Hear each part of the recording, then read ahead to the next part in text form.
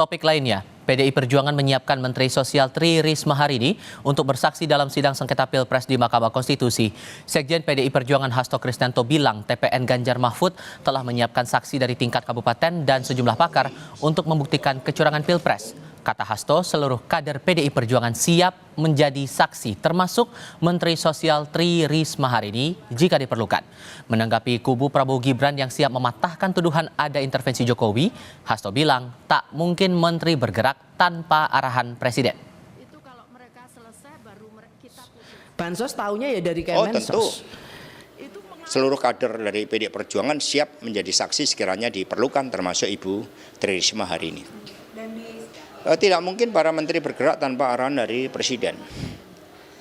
Sehingga abuse of power itu dimulai dari ketika Mahkamah Konstitusi yang seharusnya netral, tidak boleh diintervensi oleh lembaga eksekutif termasuk Presiden, ternyata bisa diintervensi dan terbukti ada keputusan dari MK.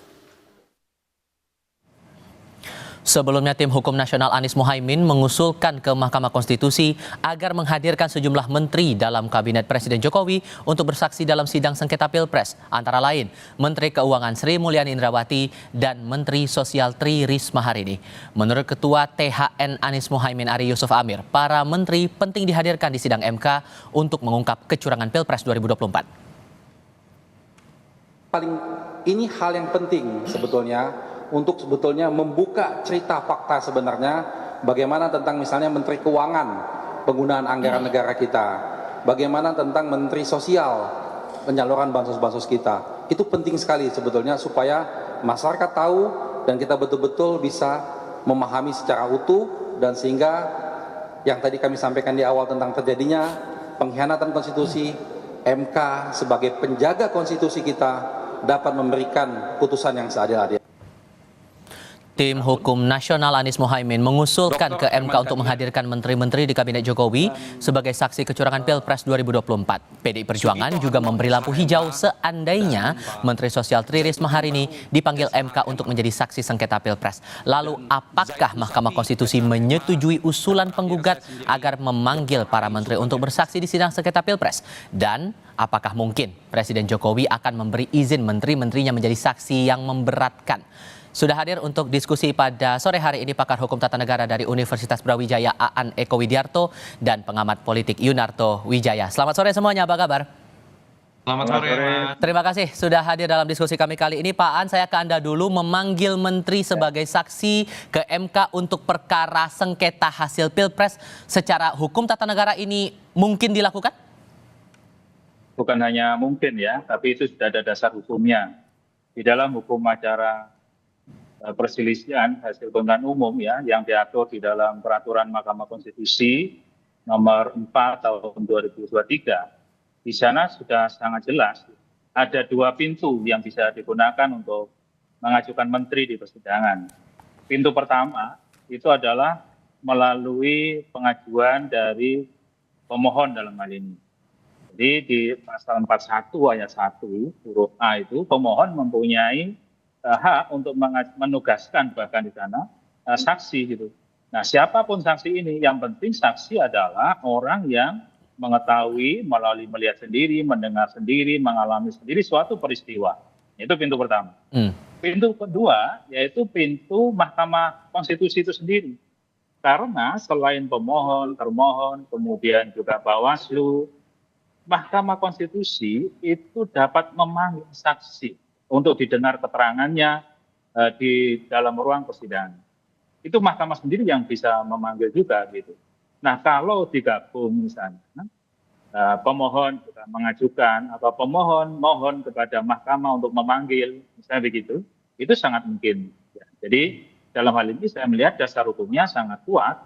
Ya, siapapun, karena kita kan negara hukum, setiap orang kedudukannya sama di hadapan hukum, maka kalau yang bersangkutan mempunyai kapasitas mengetahui suatu peristiwa, melalui melihat, mendengar, merasakan sendiri suatu peristiwa itu, maka terkualifikasi sebagai saksi, maka ya bisa dihadirkan di Mahkamah Konstitusi, persidangan Mahkamah. Konstitusi. Oke, dua-duanya memungkinkan. Tapi fakta dari segi politiknya juga, Mas Toto, kita paham bahwa PDI Perjuangan sudah meng-ACC dan siap menghadirkan Tri Risma hari ini kalau itu diperlukan. Tapi kan Risma juga sebagai menterinya Joko Widodo yang kita paham alur keberpihakannya kemana begitu ya, secara langsung maupun tidak langsung. Ini bakal jadi tantangan tersendiri atau ada warna lain mungkin yang Anda lihat?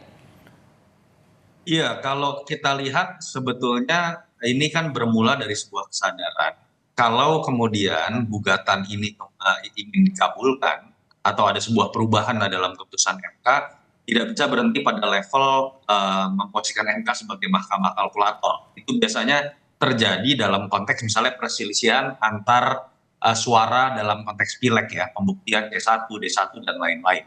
Karena memang apa yang menjadi perdebatan dan pro kontra selama proses pemilu presiden 2024 ini kan prosesnya yang dianggap akan mempengaruhi hasil.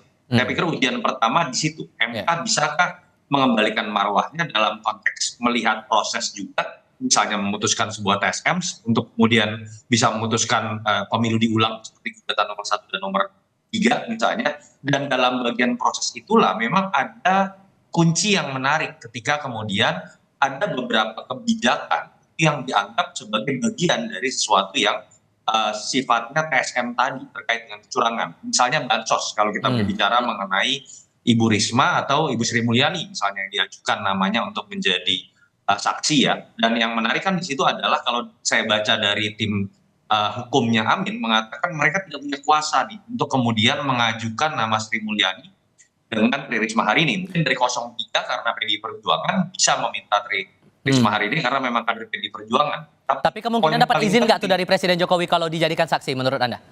Iya, yang menarik tadi sebenarnya menurut saya adalah kata kunci di MK tadi. Tadi Mas Aan sudah menyebutkan otoritas dari MK itu juga bisa menghadirkan saksi, termasuk para menteri. Sehingga ketika otoritas MK meminta, saya pikir tidak ada alasan untuk kemudian dari menteri tersebut misalnya menolak gitu ya, atau kemudian karena alasan politis presiden misalnya melarang. Jadi kata kuncinya lagi-lagi ada di MK. Sulit kalau menurut saya berharap dari inisiatif para menteri karena seperti tadi Mas Diva sebutkan akan ada konflik of interest di situ. Pakai mereka berdua juga adalah pembantu presiden yang mau tidak mau akan membuka fakta mengenai potensi penyalahgunaan kekuasaan seperti yang dikejar oleh kubu 01 dan 03. Dan di sisi lain kita tahu presiden kenapa namanya disebut-sebut karena di situ ada anak presiden yang maju sebagai cawapres. Jadi memang ada kerumitan secara politik, tetapi kalau kemudian MK punya posisi yang jelas mengembalikan marwahnya, saya pikir kompleksitas politik itu bisa kemudian diterobos begitu ya dengan menghadirkan menteri.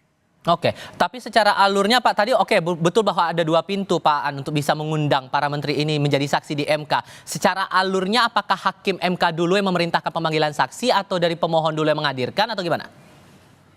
Ya, kalau dari sisi alur, sebagaimana persidangan sudah kita ikuti ya, kemarin kan ditanyakan mau menghadirkan berapa saksi, mau menghadirkan berapa ahli, kan gitu sudah ditanyakan kemarin.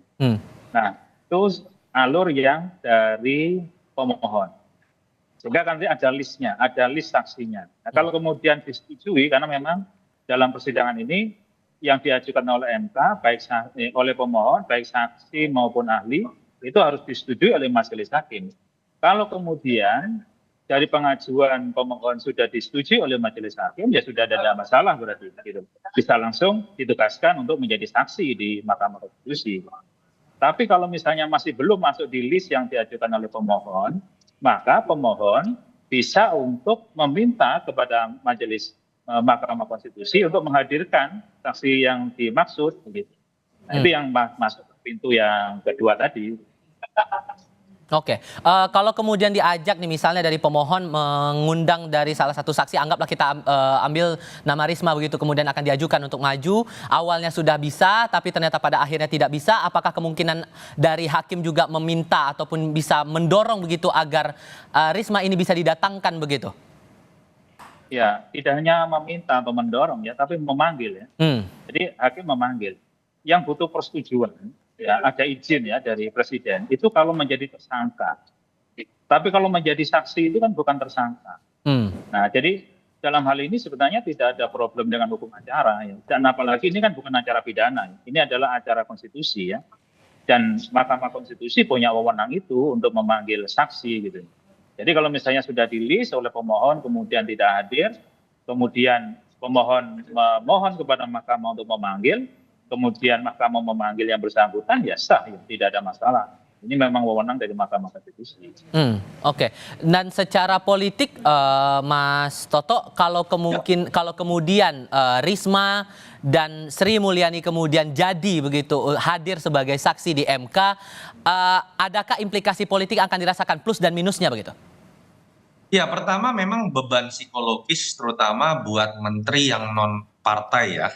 Tapi juga ada beban psikologis. Misalnya kalau Ibu Risma beban politis, bebannya adalah dia seakan-akan hadir di situ bukan hanya dalam konteks sebagai menteri yang menjalankan kebijakan dan disorot kebijakan dalam pemilu, tapi seakan-akan sebagai petugas partai yang akan jadi beban buat Bu Risma.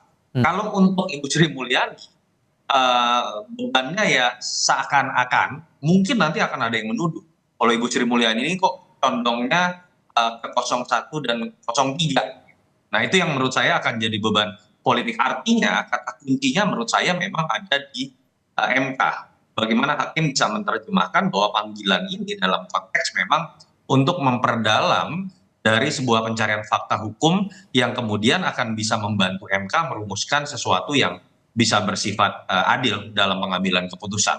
Kita memang sulitnya ini sekarang berada dalam ruang penuh persepsi dan dalam konteks pemilu ya, segala sesuatunya dikait-kaitkan dengan keberpihakan. Padahal dalam konteks MK tadi yang kita sering dengar dari para pengamat atau pengamat tata negara, catatan khususnya kan adalah MK jangan hanya menjadi the guardian of constitution, tapi the guardian of demokrasi. Dalam konteks yang lebih spesifik, jangan menjadi mahkamah kalkulator, tapi juga prosesnya. Dan dalam konteks itu, pengambilan kebijakan ketika anak presiden maju itu menurut saya akan sangat penting untuk dijadikan saksi kunci juga. Itu sih menurut saya yang akan kita lihat ke depan. Tinggal keberanian MK kok apakah kemudian berani membuka fakta. Sebetulnya begini Mas Diva, hal-hal ini memang sebetulnya bisa dilakukan di ranah lain, di luar ranah hukum. Orang berharap tadinya ketika tidak bisa berharap terlalu banyak ke MK, hak angket kalau kemudian lolos itu bisa membuka tabir hal seperti ini. Tapi kita mau juga secara politik. Sepertinya hitung-hitungan matematika politiknya tidak mudah nih angket lolos. Dengan ditemuinya Bang Surya Paloh, Mbak Puan mengatakan belum ada instruksi dari PDI Perjuangan. Jadi memang benteng terakhir pada akhirnya untuk membuka fakta mengenai apa yang terjadi dalam pemilu, akhirnya ada di keberanian MK untuk membuka fakta, termasuk memanggil saksi kunci termasuk menteri di sini. Tapi di sisi lainnya singkat saja Pak Aan, sudah ada pernyataan baik itu dari termohon ataupun juga pihak terkait kaitannya dengan bansos ini nggak nyambung dengan sidang yang diistilahkan sebagai perselisihan hasil pemilu. Kalaupun kemudian betul dihadirkan Risma dengan alasan untuk menyinggung soal bansos, apakah ini tidak akan menghadirkan tantangan baru nanti saat proses sidang nantinya Pak Aan? Ya kita lihat konstruksinya dulu ya. Jadi kesaksian misalnya dari Bu Risma sebagai mensos dan bansos, itu kan yang didalilkan oleh pemohon adalah politisasi bansos. Dengan bansos itu untuk mendulang suara kan begitu. Sehingga mempengaruhi suara tersebut. Ketika mempengaruhi suara tersebut, maka hasilnya akan besar kan begitu, karena ada pengaruh bansos tadi. Itu kan konstruksi yang mau dibangun. Sehingga Mas Toto tadi menyampaikan ya sangat benar, ini bukan hanya kalkulasi. Kalau kalkulator saja, ya hasil akhir yang akan dilihat. Tetapi mengapa hasil akhirnya seperti itu? Kan ini harus di-review semua ini. Kalau memang faktor bansos yang kemudian mengakibatkan ada intervensi itu suara kemudian berubah gitu ya. Nah ini yang kemudian menjadikan intervensi tadi bahwa azas pemilu jujur dan adil, keadilannya tidak ada. Baik. Kan begitu. Oke. Nah ini yang kemudian diperankan. Pengujiannya itu nanti akan berlangsung di awal April 2024 ini. Pak Aan, Mas Toto, terima kasih sudah hadir dalam diskusi kami kali ini. Sehat selalu semuanya. Selamat sore. Terima kasih.